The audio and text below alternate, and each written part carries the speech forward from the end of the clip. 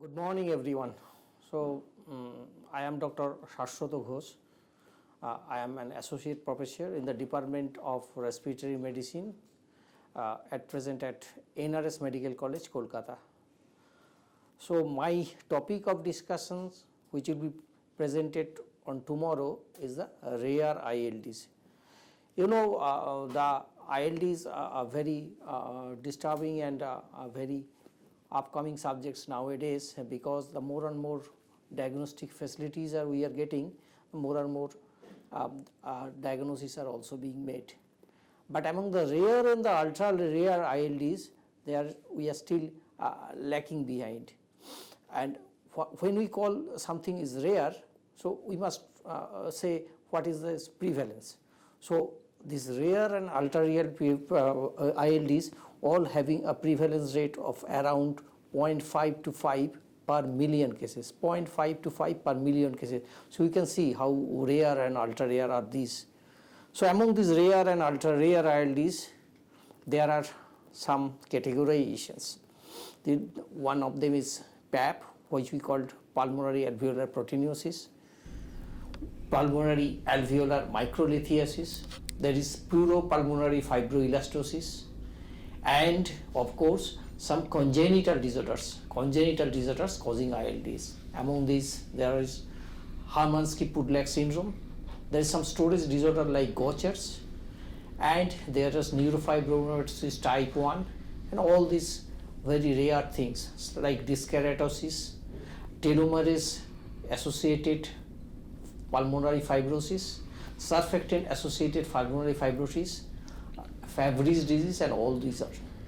And beside this, there are some cystic ILDs, which are not that ultra rare like which I previously told, but is still rare. So among these cystic ILDs, there are LAM, that is lymphangioliomyomatosis. There is PLCH, pulmonary Langerhans cell histiocytosis. There is a Barth-Hogg-Doob syndrome. All these are cystic ILDs. As the name suggests, there is a ILD along with a predominantly cystic natures. So the incidence and prevalence not only varies globally, it also varies from region to region or from place to place.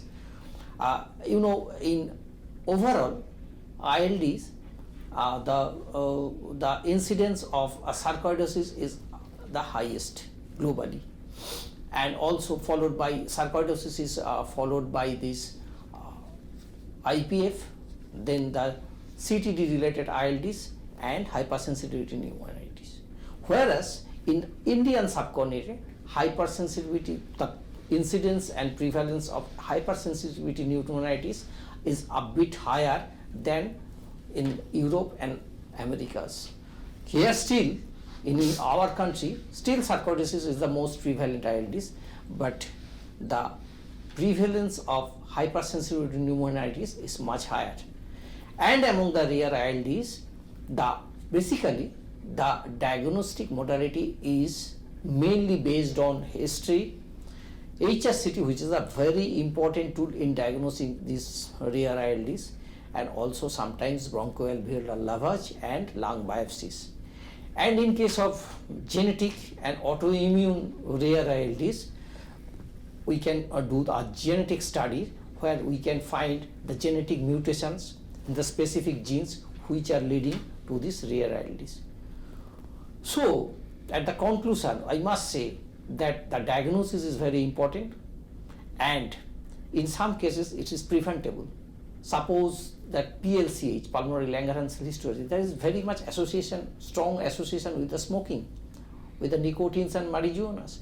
So just by cessation of the smoking, we can prevent that PLCH. But some cases are not preventable, they are progressible. So in that cases, the active interference is needed.